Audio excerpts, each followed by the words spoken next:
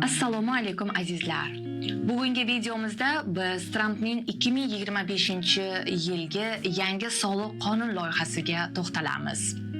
Ushbu qonun hozirda Senatda ko'rib chiqilmoqda va hali yakuniy emas, lekin AQSh Kongressi vakillari palatasidan muvaffaqiyatli o'tdi. Bu videoda biz 10 ta asosiy o'zgarishlar va ularning sizga qanday ta'sir qilishi mumkinligi haqida gaplashamiz. Eslatma, bu ma'lumotlar faqat tushuntirish maqsadida berilgan. Shaxsiy soliq savollaringiz bo'yicha albatta mutaxassis bilan maslahatlashishni tavsiya etaman. Birinchi yangilik. Bu farzandlar uchun soliq krediti. Child Tax Credit. Trumpning yangi loyihasiga ko'ra 2025-yildan boshlab har bir bola uchun doimiy $2000 va shuningdek vaqtinchalik 2025 va 2028-yilgacha qo'shimcha $500 kredit berilishi ko'rib chiqilmoqda. Shunday qilib, jami yiliga $2500 farzandlar uchun soliq kreditini tashkil qilishi mumkin. Aks holda bu kredit 2025-yildan boshlab $1000 ga tushish ehtimoli bor. Shuningdek, farzandlar uchun kredit qaytariladigan summa, ya'ni refund doimiy ravishda uzaytirilmoqda. Hozirda bola boshiga $1700 ni tashkil etadi va bu mablag' har yili inflyatsiyaga moslashish taklifi kiritilgan. Bu farzandlar uchun kreditdan foydalanish uchun endilikda bola, ota-ona, turmush o'rtog'i agar qo'shma deklaratsiya topshirilsa, xullas hamma uchun ijtimoiy xavfsizlik, ya'ni Social Security raqami talab qilinadi. Daromadga qarab, ya'ni yakka soliq to'lovchilar uchun $200,000 dan, turmush qurganlar uchun $400,000 dan oshgan hollarda farzandlar uchun kredit mablag'i qisqarishi boshlaydi. Agar Trumpning yangi soliq loyihasi qabul qilinsa, ko'plab oila va bolali ota-onalar yiliga $2,500 gacha farzandlar uchun soliq kreditidan foydalanish imkoniyatlariga ega bo'ladilar. Bu esa ularning umumiy soliq majburiyatlarini kamaytiradi. Shuningdek, qaytariladigan kredit refund miqdori doimiy ravishda $1700 atrofida saqlansa va har yili inflyatsiyaga mos ravishda oshib borsa, kam va o'rta daromadli oilalarning qo'liga ko'proq naqd pul qaytishini ta'minlaydi. Keyingi muhim bo'lajak o'zgarishlardan biri bu choychaqa tip soliq imtiyozlaridir. Trumpning loyihasiga ko'ra, ayrim kasblarda olingan choychaqalar uchun soliq to'lanmasligi mumkin.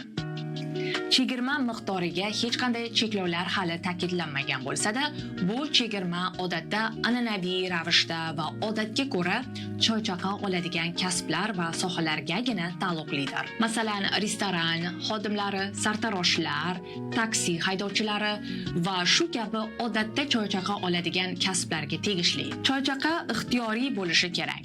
Avvaldan kelishilgan yoki hisobga avtomatik qo'shilgan xizmat haqlari hisobga kirmaydi. Bu imtiyozdan foydalanish uchun yillik daromadingiz 2025-yilda $160,000 dan oshmasligi kerak. Mening fikrimcha, agar choychaqalar uchun soliq to'lamaslik qonuni kuchga kirsa, restoran xodimlari, sartaroshlar, taksi haydovchilari kabi kam va o'rta daromadli kasb egalariga ancha foyda keltiradi. Chunki bu ularning qo'liga ko'proq sof daromad tushishini anglatadi. Yana bir muhim kutilayotgan o'zgarishlardan biri bu qo'shimcha ish vaqti. Overtime uchun soliq imtiyozlariga tegishlidir. Trump loyihasi imzolansa, endi siz 2025 va 2028-yillar mobaynida haftasiga 40 soatdan ortiq, ya'ni overtime ishlasangiz, bu qo'shimcha ish haqi miqdorini soliqdan chiqarish imkoniyatini berishi mumkin. Faqat yillik daromadingiz 2025-yilda $160,000 dan kam bo'lishi lozim. Hozircha bu imtiyoz to'liq summaga yoki faqat bonus qismiga amal qilinishi haqida ma'lumotlar aniq emas.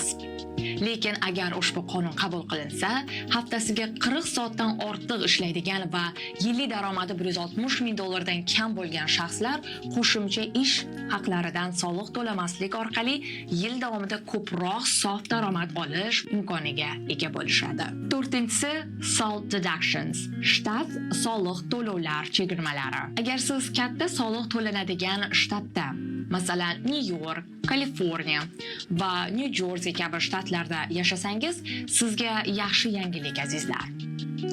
Tramp loyihasiga binoan davlat va mahalliy shtat soliqlari uchun chegirma $10,000 dan $40,000gacha oshirilishi mumkin. Bu faqat sizning yillik daromadingiz $500,000 dan kam bo'lsagina amal qiladi. Bu chegirma ortishi natijasida shtat va mahalliy soliqlar uchun to'langan katta summalarni federal soliqdan chegirib, ko'proq pulni o'zingizda qoldirish imkoniyatini beradi. Chunki endi $10,000 emas, $40,000gacha shtat soliqlarini federal soliqlaridan chegara olishingiz mumkin. 5-o'zgarish bu shaxsiy avtomobil kredit foizini chegarish. Shaxsiy foydalanishdagi va AQShda ishlab chiqarilgan avtomobilingiz uchun to'langan kredit foizlari Tramp loyihasi tasdiqlangach soliqdan chegirma qilish imkoniyatini beradi. Har yili $10,000gacha foiz to'lovlari shaxsiy soliqlardan chegirma qilinishi ruxsat etiladi. Faqat shuni ta'kidlash joizki, yillik daromad $100,000 dan yakka shaxslar uchun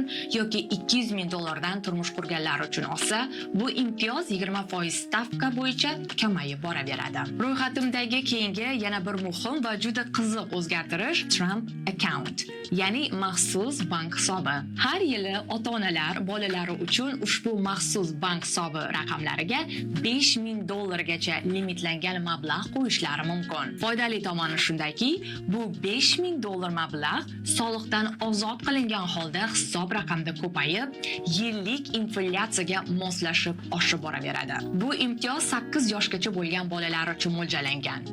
Pulni faqat bola 18 yoshga to'lgach, oliy ma'lumot olish, kasb-hunar o'rganish, boshlang'ich uy xaridi yoki kichik biznes boshlash kabi maqsadlar uchun ishlatishi mumkin. Shuningdek, Trump loyihasida $1,000 qo'shimcha rag'batlantirish mablag'ini 2025-2028 yillar ichida AQShda tug'ilgan bolalarga berilishi taklif etilgan. Har bir bola uchun $1,000 davlat tomonidan Trump account bank hisobiga avtomatik tushiriladi. Bu yuqorida aytilgan $5,000gacha ota-onaning qo'shgan pulidan tashqari beriladigan davlat tomonidan sovg'adir. Bu dastur faqat 2025 va 2028 yillar mobaynida yangi tug'ilgan bolajonlar uchun amal qiladi. Keyingi o'zgarishlar bu kichik biznes egalariga qaratilgan muhim yangilik. Bu Qualified Business Income Deduction, ya'ni QBI, maxsus biznes daromad chegirmalari. Yangi qonun loyihasiga binoan bu chegirma 20% dan doimiy 23% qilib belgilanilishi taklif qilingan. Misol uchun, agar siz korporatsiya yoki hamkorlik biznes egasi bo'lsangiz va yillik daromadingiz $100,000 ni tashkil etsa, bu chegirma orqali siz soliq to'lashdan oldin daromadingizning 23% ni, ya'ni $23,000 qismini soliqdan ozod qilishingiz mumkin. Bu sizning soliq bazingizni kamaytiradi va ko'proq pul qo'lingizda qolishiga yordam beradi. Kongress va Trump ma'muriyati bu orqali kichik bizneslarni rag'batlantirishni maqsad qilgan. Yangi biznes egalari uchun bu juda yaxshi xabar deb o'ylayman. Ro'yxatimdagi yana bir muhim biznes egalari uchun yangilik bu bonus amortizatsiyasidir, ya'ni bonus depreciation. Bugungi kunda bonus amortizatsiya stavkasi 2025 yil uchun 40% ni tashkil etadi. Bu foiz miqdori 2017-yilda qabul qilingan soliqni qisqartirish va ish o'rinlarini yaratish to'g'risidagi qonun TCJA ga muvofiq bosqichma-bosqich kamaytirilishi kuzatilgan edi. Boshqacha qilib aytganda, 2022-yilda 100% dan boshlab yiliga 20% ga kamayib, 2027-yilga borib 0% ga tushirilishi rejalashtirilgan edi. Agar Trampning yangi soliq qonuni qabul qilinsa, 2025-yildan boshlab mulk uchun 100% bonus amortizatsiya tiklanishi mumkin. Bu esa 2029-yilgacha amal qiladi. Bu degani biznes uchun olingan uskunalar yoki ijaraga berilgan mulk xarajatlarini 1 yil ichida to'liq chegirish imkoni beradi. Bu soliq yengilligi doimo biznes egalari orasida eng sevimli va foydali imtiyozlardan biri hisoblangan. Keyingi so'nggi 2 o'zgarish ham biznes egalari uchun juda quvonarli yangilik bo'lishiga ishonchim komil. Gap mijozlar bilan bog'liq ko'ngil ochar entertainment va biznes ovqat meals xarajatlari haqida ketmoqda.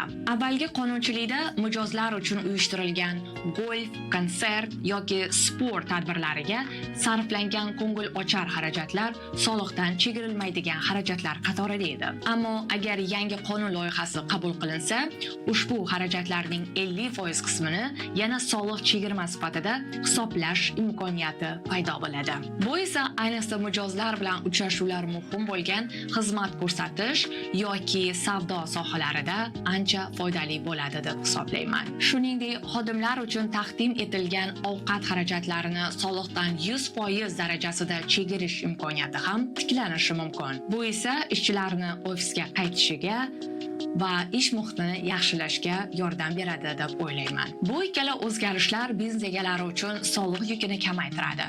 Xarajatlarni qonuniy tarzda chegirish imkoniyatini oshiradi va shaxsiy daromad solig'ini ham optimallashtirishga xizmat qiladi. Xulosa qilib aytadigan bo'lsak, bugun biz Trampning 2025-yil uchun yangi soliq loyihasidagi eng muhim 10 ta o'zgarishni tahlil qilib ko'rdik. Ushbu loyiha aslida yuzlab sahifalardan iborat bo'lib, men sizlar uchun eng kerakli va ahamiyatli bandlarini saralab, sodda va tushunarli tarzda tayyorlashga harakat qildim. Shuni alohida ta'kidlab o'tmoqchimanki, bu hali yakuniy qonun emas. Loyiha hozircha Senatda muhokamada. Qonun kuchga kirishi uchun unga ayrim o'zgartirishlar kiritilishi ehtimoldan xoli emas. Ayniqsa bu takliflar federal budjetiga trillionlab dollar ta'sir ko'rsatilishi kutilayotgan bir vaqtda. Biz hozircha faqat loyihadagi rejalarni ko'rib chiqdik va ular sizning moliyaviy hayotingizga qanday ta'sir qilishi mumkinligini muhokama qildik. Agar bu mavzu sizga qiziq bo'lsa va soliq hamda moliyaga oid yangiliklardan doimiy xabardor bo'lib turmoqchi bo'lsangiz, kanalimizga obuna bo'ling, videoga like bosing va do'stlaringiz bilan bo'lishni unutmang. Keyingi videolarda ko'rishguncha omon bo'ling.